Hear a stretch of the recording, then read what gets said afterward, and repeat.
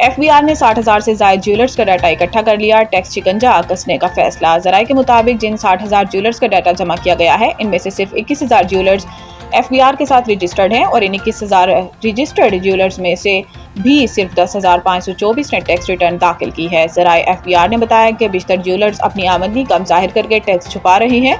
Tax छुपाने वाले jewellers के खिलाफ कार्रवाई शुरू की जा रही है, जिसके लिए पहले मरहले में पंजाब के 900 ज्वेलर्स की फहरिस्त तैयार कर ली गई है, जिनका ताल्लुक लाहौर, रावलपिंडी, फैसलाबाद और मुल्तान से है। जराये का कहना है कि टैक्स रिटर्न इनकी दुकानों, खरीदो फरोख्त और रहन सहन के मुताबिक नहीं।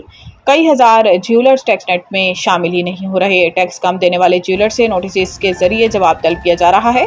इस हवाले से एफबीआर हुकाम ने कहा कि तमाम सेक्टर्स को टैक्स नेट में लाया जा रहा है।